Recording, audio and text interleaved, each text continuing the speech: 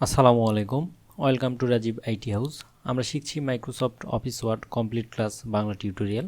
ধারাবাহিক ক্লাসগুলোর পঞ্চম পর্বের আজকের এই ভিডিও থেকে আমরা শিখব কিবোর্ডের যতগুলো কমান্ড কি আছে সে বাটনগুলোর কাজ সম্পর্কে বিস্তারিত। কিবোর্ডের প্রতিটি বাটনের কাজ বিভিন্ন ধরনের হয়ে থাকে এবং এটি কিভাবে ব্যবহার করা হচ্ছে তার উপর কিছুটা নির্ভর করে। সেই ধারাবাহিকতায় আজকের এই ভিডিও থেকে আমরা কমান্ড কি সম্পর্কে বিস্তারিত শিখব। গত ভিডিওতে আমরা এগুলো টাইপ করেছিলাম, এগুলো রিমুভ করে দিচ্ছি এবং আমি কিছু টেক্সট এখানে টাইপ করতেছি। টাইপ করা শেষ হয়েছে। তো প্রথমে আমরা যে কমান্ড কি সম্পর্কে বিস্তারিত শিখব সেটা হচ্ছে কন্ট্রোল কি এর সাথে অন্য কি ব্যবহার করে শর্টকাট তৈরি করা যায়। যেমন কন্ট্রোল সি যদি প্রেস করা হয় তাহলে সেটা কপি হয়ে যায়। আমরা কোনো লেখাকে ড্র্যাগ করে অথবা সিলেক্ট করে ধরে, যেমন আমি এখান থেকে ওয়েলকামটাকে সিলেক্ট করে নিচ্ছি এবং কিবোর্ড থেকে যদি কন্ট্রোল সি প্রেস করি তাহলে এটা আমার কপি হয়ে যাবে এবং আমি চাইলে এখানে কন্ট্রোল ভি প্রেস করে এটাকে প্রেস করে দিতে পারবো। দেখতেই পাচ্ছেন এখানে কন্ট্রোলিংয়ের একটা মার্ক দেখাচ্ছে, অর্থাৎ আমি কন্ট্রোল প্রেস করে এটাকে কপি করেছি, তো সেটার একটা মার্ক এখানে। এবং এখানে বেশ কয়েকটা অপশন আছে, সেটা হচ্ছে ফরম্যাটিং, একটা হচ্ছে keep source formatting, merge formatting এবং আরেকটা হচ্ছে কিপ টেক্সট অনলি। যাই হোক, আমি পেস্ট করে দিলাম এটা। তো আমরা কন্ট্রোল বাটনের সাথে অন্য কোনো বাটন প্রেস করে সেটার শর্টকাট তৈরি করতে পারি। এক্সাম্পল হিসেবে control C, control V, control P, control X, control Z. যাই হোক, এগুলো পরবর্তী ভিডিও থেকে আমরা বিস্তারিত শিখব। এরপরে যে কমান্ড কি সম্পর্কে আমরা শিখব সেটা হচ্ছে অল্ট কি। অল্ট কি প্রেস করে নির্দিষ্ট অ্যাপ্লিকেশন শর্টকাট বা বিকল্প ফাংশনের জন্য এটি ব্যবহার করা হয়। তো আমরা চাইলে অল্ট প্রেস করে আমাদের রিবনের টাইটেলগুলোকে ভিজিবল করতে পারি। যেমন আপনারা লক্ষ্য করলে দেখতে পাচ্ছেন আমি অল্ট প্রেস করার সাথে আমার এখানে সবগুলো টুলসের শর্টকাট চলে আসছে। যেমন আমি এখন বি নিয়ে কাজ করব, আমি বিতে প্রেস করলে কিন্তু এই বিতে চলে আসছে। আপনারা লক্ষ্য করলে দেখতে পাচ্ছেন এখানে বিভিন্ন অপশন চলে আসছে। তো এটা হচ্ছে অল্ট কি এর একটা স্পেশাল পাওয়ার। আমাদের কিবোর্ড থেকে যখন অল্ট প্রেস করে অন্য কোনো কির সাথে যুক্ত করব তখন এটার একটা স্পেশাল পাওয়ার তৈরি হবে এবং অল্ট কি একটা কমান্ডে পরিণত হয়ে যাবে।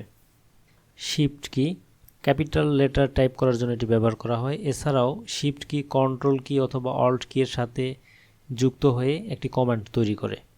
এরপর হচ্ছে স্কেপ কি, চলমান কাজ বা কোনো মেনু থেকে ওয়ান শটে বের হওয়ার জন্য এই বাটনটি ব্যবহার করা হয়ে থাকে। অর্থাৎ আমরা কোনো উইন্ডো ওপেন করে কাজ করছি, সেখান থেকে বের হয়ে যেতে চাচ্ছি ওয়ান শটে, সেক্ষেত্রে আমরা স্কেপ কি যদি প্রেস করি তাহলে খুব সহজে আমরা সেই উইন্ডো ক্লোজ হয়ে যাবে। ডিলিট বাটন, টেক্সটকে মুছে ফেলার জন্য এটি ব্যবহৃত হয়ে থাকে। একটি একটি করে লেটার ডিলিট করা যায় এবং চাইলে এটি সিলেক্ট করে সবগুলো লেটারকেও ডিলিট করা যায়। ওয়েলকাম লিখছি এখানে, ওয়েলকামের ফার্স্টে আমি টেক্সট কার্সরকে নিয়ে যদি ডিলিট বাটন প্রেস করি তাহলে একটা একটা করে ডিলিট হবে, আপনারা লক্ষ্য করে দেখতে পাচ্ছেন। আবার চাইলে এই ওয়েলকামটাকে ওয়ান শটে ডিলিট করার জন্য ওয়েলকামটাকে সিলেক্ট করে ডিলিট বাটন প্রেস করলে কিন্তু ওয়েলকামটা ডিলিট হয়ে যাবে। অর্থাৎ মোট কথায় ডিলিট বাটন দিয়ে আমরা একটা একটা করেও লেটারকে ডিলিট করতে পারবো, অথবা আমাদের এক বা একাধিক ওয়ার্ড অথবা সেন্টেন্স অথবা প্যারাগ্রাফকে ধরে ডিলিট করতে পারবো। এরপরে হোম বাটনের কাজ হচ্ছে কোনো টেক্সটের অর্থাৎ কোনো প্যারাগ্রাফের বা টেক্সটের আমরা যদি শেষে অবস্থান করি এবং এই অবস্থান করা অবস্থায় যদি আমরা হোম বাটনে প্রেস করি তার লক্ষ্য করলে দেখতে পাচ্ছেন আমার টেক্সট কার্সরটা লাইনের শুরুতে চলে গেছে।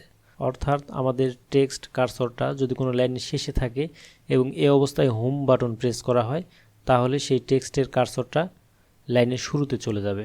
এবং ইন্ট বাটনেরও সেম কাজ, আমাদের টেক্সট কার্সরটা যদি লাইনের শুরুতে থাকে ইন্ট বাটন প্রেস করলে সেটা লাইনের শেষে চলে যাবে।